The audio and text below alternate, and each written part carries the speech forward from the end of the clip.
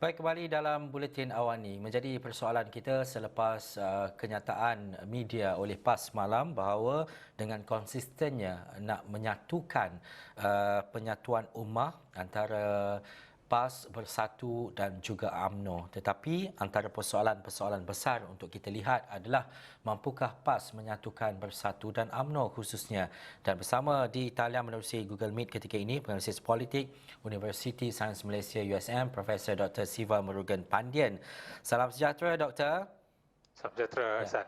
Doktor, kita nak melihat dan juga berdiskusi berkaitan dengan kenyataan PAS semalam dan saya rasakan ini adalah perkara yang dijangkakan sebelum ini.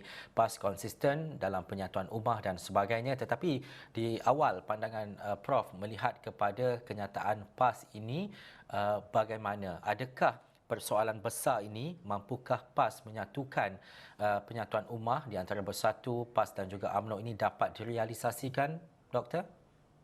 Ya, sejak Perhimpunan Agung UMNO membuat keputusan untuk tidak bekerjasama dengan Bersatu, sejak hari itulah PAS cuba untuk mencari jalan tengah, cuba untuk menjadi orang tengah, cuba menjadi fasilitator untuk mengeratkan semula perhubungan di antara UMNO dan juga Bersatu, kerana PAS percaya jika itu dapat dilakukan maka perpaduan ummah itu akan lebih ketara dan memudahkan proses untuk berhadapan dengan pesaing politik mereka.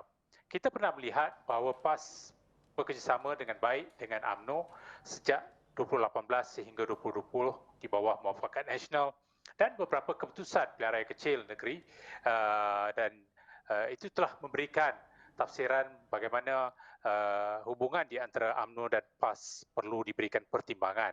Begitu juga sejak 2020 hingga ke 2022, PAS telah mengikat hubungan di bawah Perikatan Nasional bersama dengan Bersatu. Itu juga boleh menjadi timbang tara penanda aras kepada PAS bagaimana untuk menghalusi, meneliti hubungan mereka dengan Bersatu. Bermakna dalam konteks ini, PAS merasakan bahawa fasa-fasa yang telah dilalui melalui kerjasama kolaborasi politik itu memungkinkan perpaduan ummah itu dicari, walaupun menampakkan sesuatu yang mustahil, tetapi PAS masih lagi berusaha untuk memastikan sekurang-kurangnya di kawasan yang kritikal yang dikatakan 27 hingga 31 kursi dapat melihat perdamaian politik. Doktor, ini titik persamaan yang dinyatakan oleh Ketua Penerangan PAS adalah masing-masing menolak Pakatan Harapan untuk menang pada PRU ke-15. Bagaimana Doktor melihat kepada strategi politik ini? Ya, jika pesaing politik mereka adalah Pakatan Harapan, sudah pastilah kerusi yang mahu diuji itu adalah kerusi yang sedang dimiliki oleh Pakatan Harapan. Sebab itu PAS merasakan bahawa kerjasama ini penting. Malahan dalam konteks sekarang ini, ia bukan sekadar melihat pertembungan di antara Barisan Nasional, Pakatan Harapan dan Perikatan Nasional. Sudah wujud satu lagi gabungan besar yang dinamakan sebagai Gerakan Tanah Air.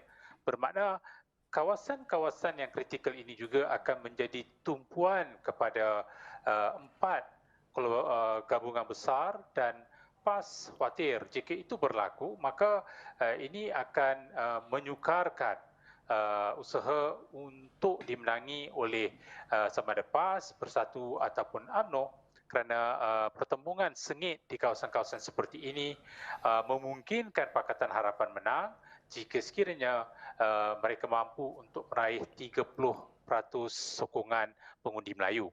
Sebab itu titik persamaan dicari dalam kalangan Bersatu, UMNO dan juga PAS kerana PAS juga tahu DNA UMNO dan juga Bersatu adalah sama.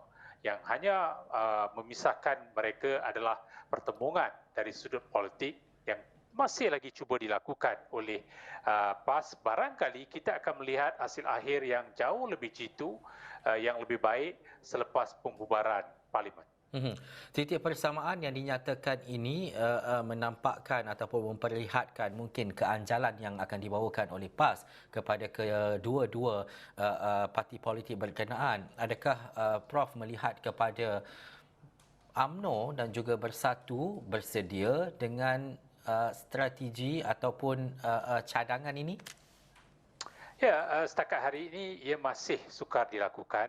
Sebagaimana yang kita tahu, ini adalah satu ketetapan yang dibuat di dalam Perhimpunan Agung UMNO yang dirasakan tidak mahu kerjasama itu diteruskan, apatah lagi itu dilihat sebagai satu pengkhianatan.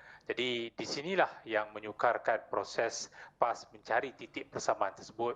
Tetapi saya percaya jika bermusyawarah rundingan secara berterusan dilakukan, sekurang-kurangnya di belakang tabir, jika kompromi, negosiasi, tawar-menawar dan juga nilai pengorbanan dicari, barangkali kita mampu untuk melihat satu keputusan yang lebih baik. Barangkali itu hanya dapat dilakukan selepas parlimen dibubarkan dan agihan kerusi menampakkan akan wujud pertembungan-pertembungan yang perlu dielak secara langsung dan pengajaran iktibar perlu diambil daripada pertembungan tiga penjuru pilihan raya yang ke-14 pada tahun 2018 yang menyebabkan PAS hanya menang 18 kerusi dan UMNO juga sukar untuk mempertahankan beberapa kerusi sehingga menyebabkan Pakatan Harapan mampu untuk menang lebih banyak kerusi.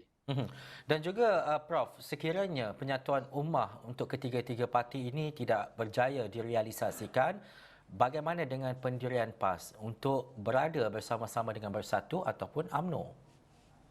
Ya, kalau kita perhatikan, PAS pernah bekerjasama dengan UMNO melalui Muafakat Nasional di fasa tahun 2018 hingga 2020 dan PAS juga berpengalaman dengan kerjasama di bawah Perikatan Nasional dan PAS tahu mereka berada dalam kerajaan daripada tindakan keputusan yang dibuat oleh Tan Sri Muhyiddin Yassin ketika itu untuk membawa PAS dalam kerajaan.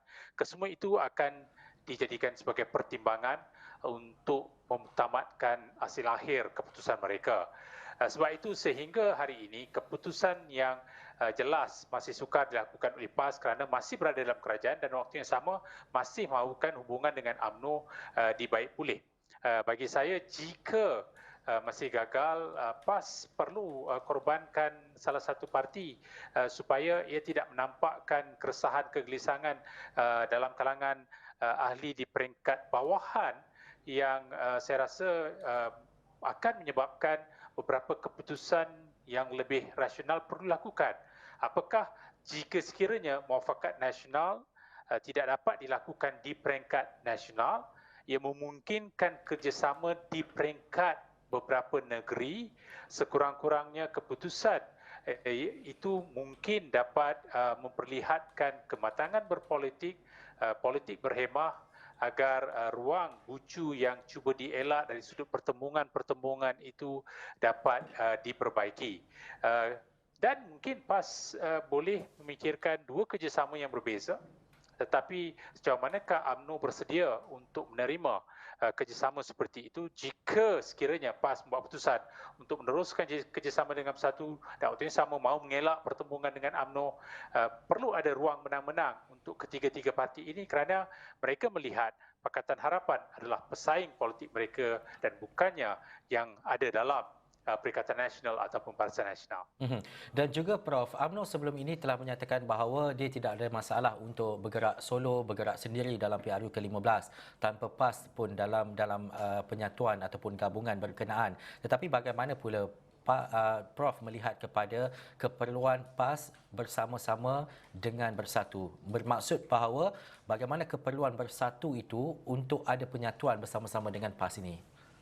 Ya, kalau kita perhatikan daripada keputusan Pilihan Raya Negeri Melaka dan Johor menampakkan bagaimana usaha untuk berada di bawah Perikatan Nasional dan juga PAS sendiri tahu hasilnya tidak menampakkan keputusan yang memberangsangkan berbanding dengan apa yang dilihat di bawah Muafakat Nasional. PAS saya rasakan bahawa juga mahu meneruskan kedudukan mereka dalam kerajaan.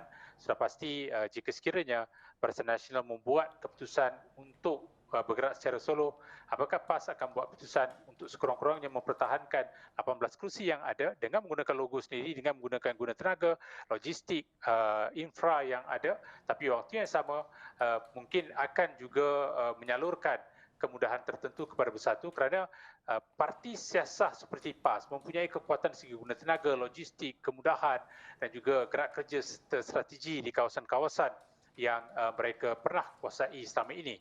Bermakna dalam konteks ini, PAS juga harus memikirkan akhirnya jika sekiranya membuat keputusan untuk kembali dengan Muafakat Nasional, bagaimanakah untuk tidak sama sekali menjaskan hubungan dengan Bersatu, kerana itu juga penting bagi mereka berdasarkan kepada pengalaman di akhir 2 tahun ini yang menampakkan mereka boleh berada dalam kerajaan. Itulah saya rasakan keputusan yang agak sukar dan juga sulit bagi PAS ketika ini. Dilema ataupun polemiknya adalah jika sekiranya Bersatu dan UMNO boleh bekerjasama, itu akan memudahkan tanggungjawab tugasan mereka bukan lagi sebagai fasilitator tetapi sudah boleh menjadi rakan kongsi bersama. Kemelut ini jika berpanjangan, itu juga akan memberikan impak kepada PAS di kawasan-kawasan yang sedang dikuasainya, kerana jika pertembungan dengan UMNO berterusan, itu akan menggagalkan usaha untuk meningkatkan bilangan kursi, kerana akhirnya dalam konteks politik negara kita adalah politik angka. Dan juga akhir sekali, Prof, jika Ya. PAS terpaksa membuat pilihan untuk mengelakkan dilema dan juga kemelut seperti yang Prof nyatakan tadi, mungkin boleh namakan satu antara Bersatu dan juga UMNO yang mana lebih akan menguntungkan PAS.